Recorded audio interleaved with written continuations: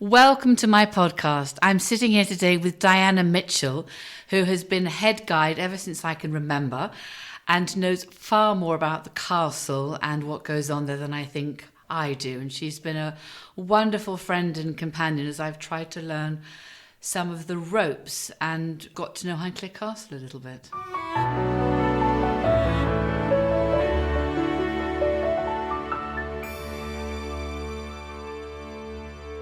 Diana, thank you so much for joining me today. And I firstly want to say happy birthday. We're sitting here still in COVID, so luckily for you, I don't think I can sing happy birthday, which is very positive. Nor could I'm afraid.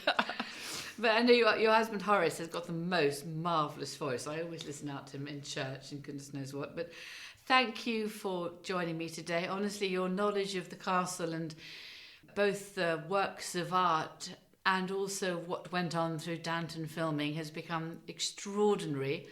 When did you actually first come to Highclere Castle? How did you get involved, Diana? I remember when the castle opened to the general public in 1988 and they did advertise for some guides, and I thought, no, I couldn't because of my children were quite young and I had other jobs, and also being a guide is on social hours, not actually unsocial, i.e. during the night or anything, but it's weekends and holidays. So it just wasn't acceptable. So I think it was about 1992 when we only used to open for a few hours in the afternoon in those days. So it has changed quite a lot since then to now, I have to tell you. And it's before we did schools, and we did have a few weddings and evening events, dinners and things, but obviously nothing on the scale that we have in the past 10 years or so. So how many guides were there in those days? Well, there were quite a lot, because at that stage we used to do free flow as we do now, but we also had two guides in the gardens down by the greenhouses. Wow. And I seem to always get that spot. Not that I know anything about gardens, actually. And we had 2 in the exhibition. This is when it was much smaller. And 2 in the library, as well, one in every other room. So we had about 17 on duty each day. So we probably had about 30 guides then. Right. Goodness me. And then I must have met you. I obviously married Geordie, I remember, in 1999, because I was actually found some letters from that time when I was having a tidy up. My father and mother-in-law were very much in charge, and it was a joy to get to know them. And it was only after my pa-in-law died in 2001 that I then became drawn in a little bit to Highclere Castle and its business. It's all very new. Well, a bit different than high finance and being an accountant in the city. Well, and your dresses. I don't know very good about that either. But and I do remember I said to Geordie, because the first guidebook that Granny and Grandpa had done had just about run out. So I said to Geordie, why didn't I try and write the next guidebook? He said, oh, fine, darling, it'll be very helpful, blah, blah, blah. And I thought, fine. And then when I took that job on, I thought it was a huge job. And I used to start to write after I'd put Eddie, who was just a baby, down to bed. Yes. So I used to start at about 9 o'clock, and I had all Jennifer Thorpe, the archivist, notes, and I think Marjorie had some notes in the old guidebook. Yes. And then I began to write it following the rooms round. And I used to write from 9 till about 10, which then involved a glass of wine, usually halfway through that. And then I'd stop at about 10:30, and the last half an hour was not very good, Diana, because it was the result of the wine and start again the next evening. But it was such a good job to do, because I then began to know a little bit of what you all know a lot more about. Absolutely. And in fact, the guidebook now, it's so informative. When we take new guides on, we give them that to start with. So we don't give them the real big notes. But I always say to them, if you know that, you will be fine. Because it's so much in it. It's so easy to follow. It goes through, as you say, each room. So for the visitors, if they buy it, they can follow it quite easily. But it's very good learning material for the guides. Well, thank you. I mean, I'm sure I haven't had the time to revise it. I'm probably done about 3 incarnations of the guidebook now, and each one I think I try to understand, from all the feedback where I could improve it. And I probably could do the same again, apart from the fact that at home at Highclere, the big coffee table book has to some extent explored different areas of the castle again with amazing photographs. So it's trying to understand which position each has in a library of books. But there's always so much more to know, isn't there? Well, I shall never know it all. What I find now, because I've started taking on, as you know, students, which we never used to have, their speed at learning everything, and even more, it's just unbelievable. I just, it's their brain is like a sponge, and they're used to learning and absorb it. Whereas if older guides, you've got to read things half a dozen times. It amazes me how quick they're up to scratch. But it's quite fun because we've then got guides of all ages, which is magic. And the visitors love the youngsters.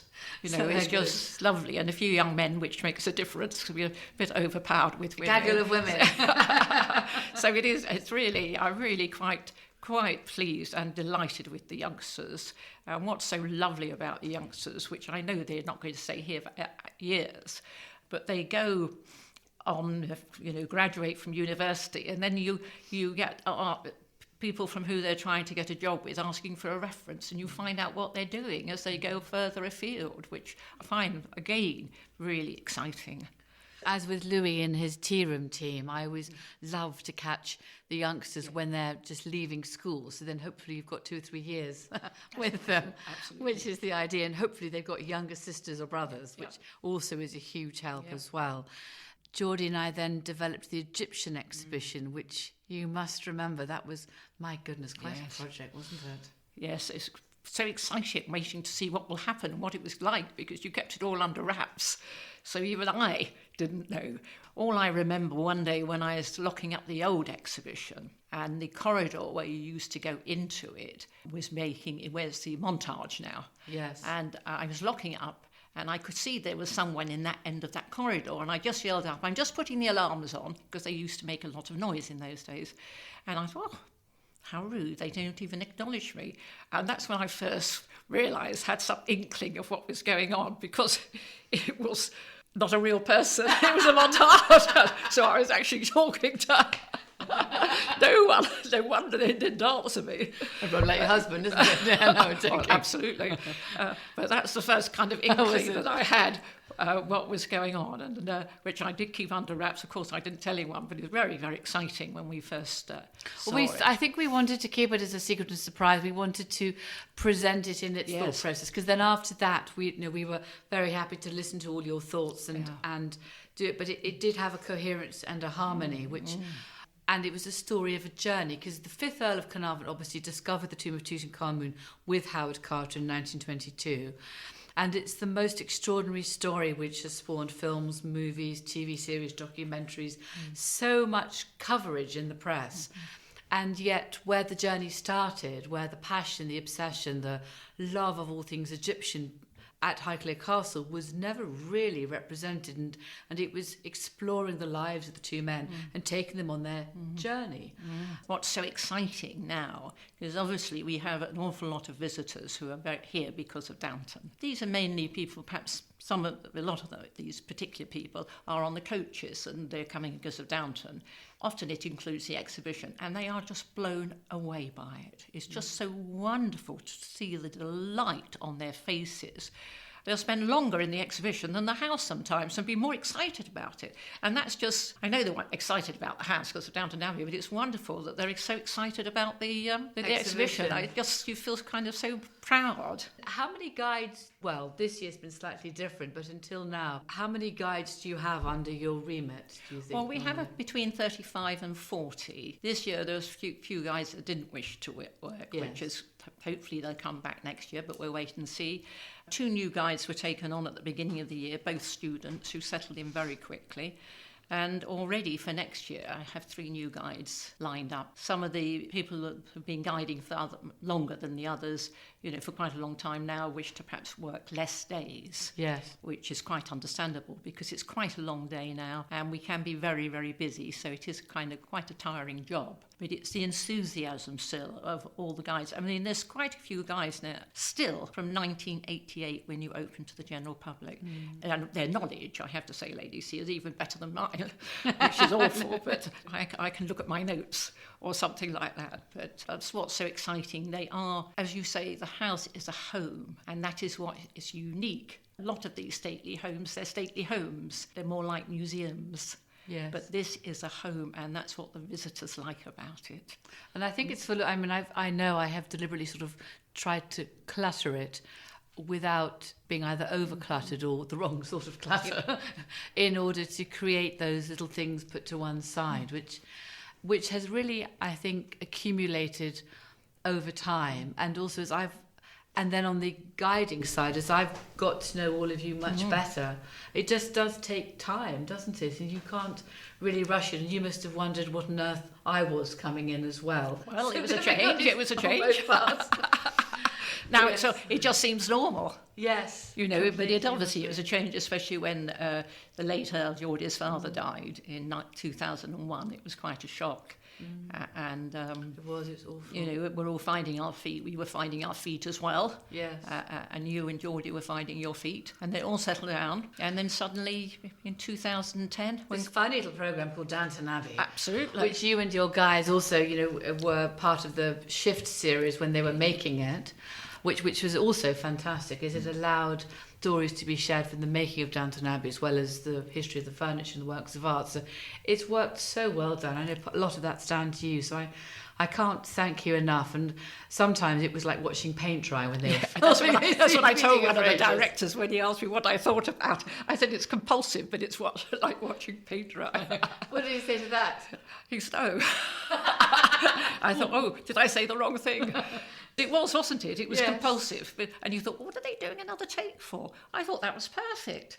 And there's some pieces stick in your mind. It's the one when poor Edith was jilted at the church and they did the take of her dropping her veil so many times. And you thought, what's wrong with it now? But it was just the way it landed or the way it fell or the way she took it off. And then, of course, it took her ages to get her ready again because the makeup artist, the hair artist, the dresser, the singers, when you're a novice, or you don't know these things, it's a different world, I think, for most of us. And I used to come in towards the end thinking, because it was long days, hopefully they did, sort of finished now. It's sort of...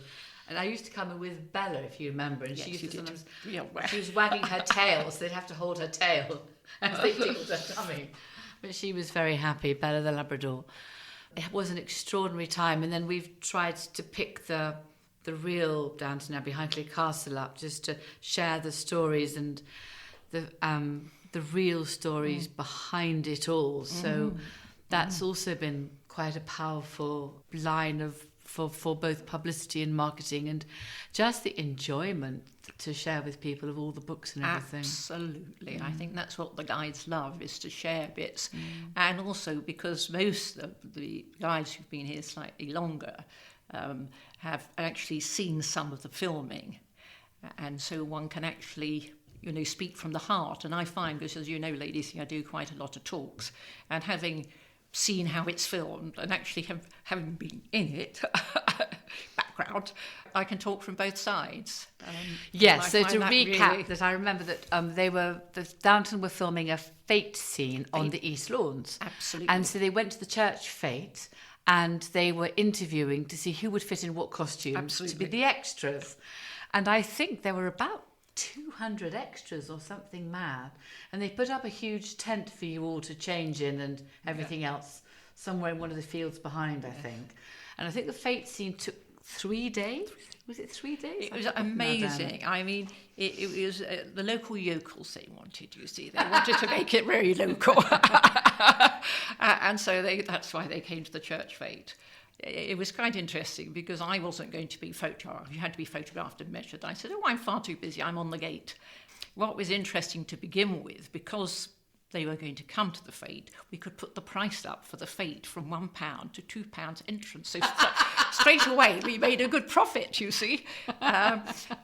Anyway, they managed to choose a few of us, and one of my daughters was also included, and several of the guides as well. It was quite an experience, a long day, 6 o'clock till 7 in the morning till 7 o'clock in the evening. But fortunately, it was July, early July, so light mornings.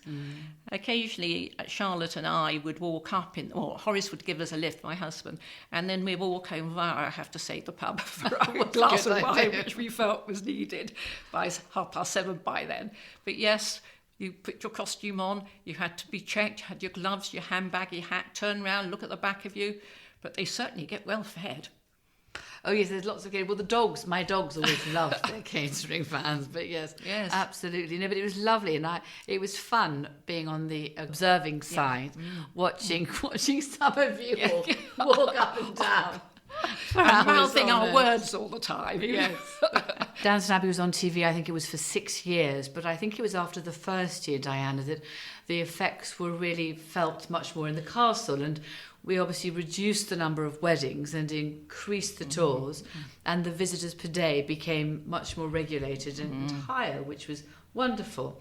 But I imagine you might have had some quite funny stories to tell. Have you got any Well, funny yes, stories we do have, because obviously, as you say, our numbers went up quite considerably.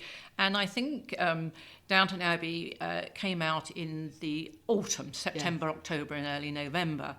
And I believe at the castle the phone started ringing in the office with coaches booking. So we all realised, my giddy aunt, it's going to be a little bit different in future. So I did take on quite a few guides. But when we opened at Easter for the general opening, I had just doing my rounds one morning, and one of the new guides was in the drawing room. And she said, Diana, I don't understand this lady's question. So I said, oh, well, you'd like to explain it? And she said, well, what will Matthew do when he becomes the Earl of Grantham? And I thought, what on earth is this visitor talking about? And then obviously, Downton. And I said, you're talking about Matthew Crawley. I said, Downton Abbey is fictitious, I said, and it was filmed here, but it was set 200 miles north in Yorkshire. And I said, Yorkshire's not that far from Manchester anyway. But that was the first question that actually, what earth are they talking about? So we all had a good laugh about that. Yes. And we did get quite a few visitors who thought they'd come to the wrong place because they thought they were going to Downton Abbey. And they'd say, we've had a wonderful time though. And so one had to just explain they are one and the same thing, but it's a different family. The real family is a different family.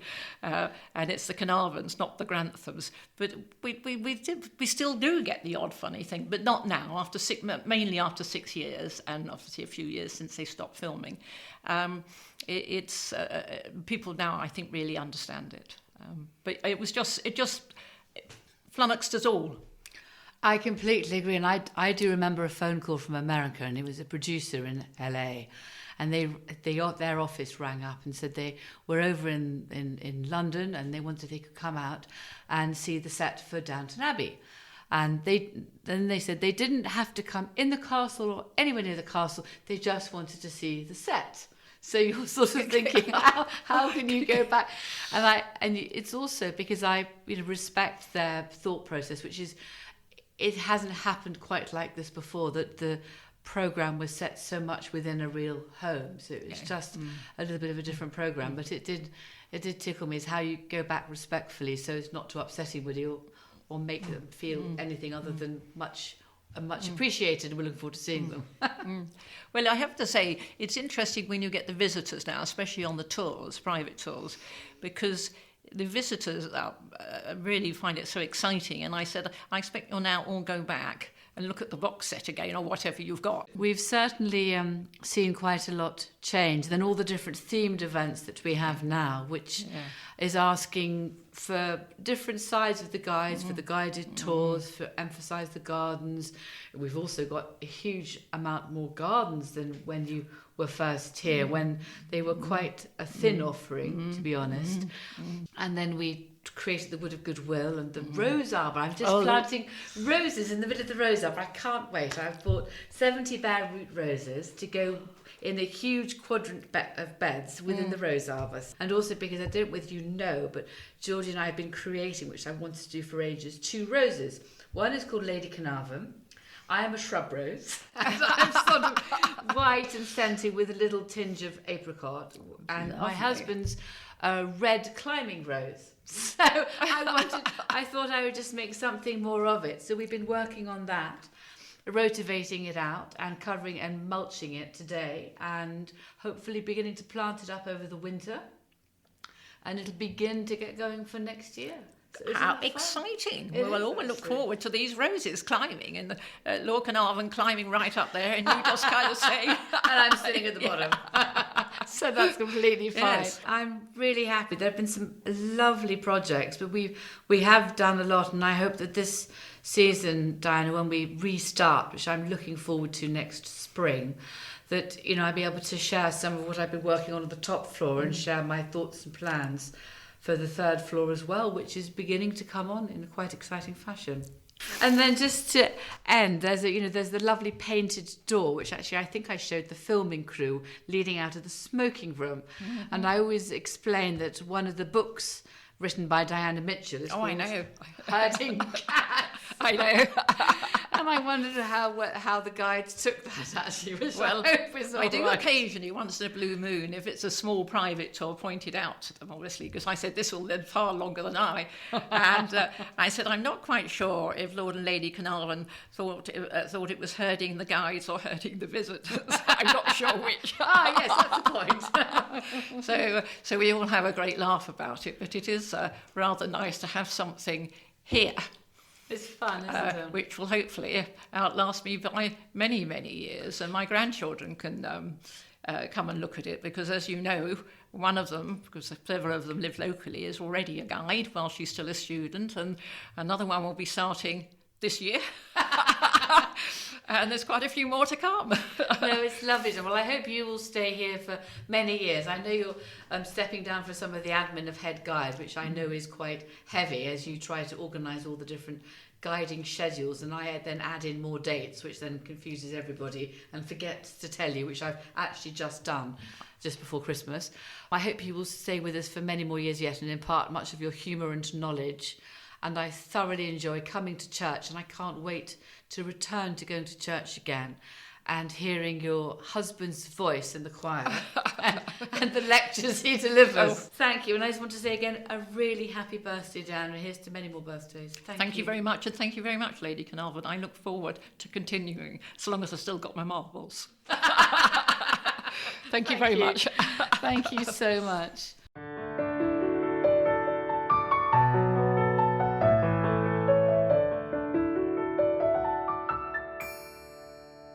Just to remind you, please do subscribe to this podcast. Then you can have it every time it comes out.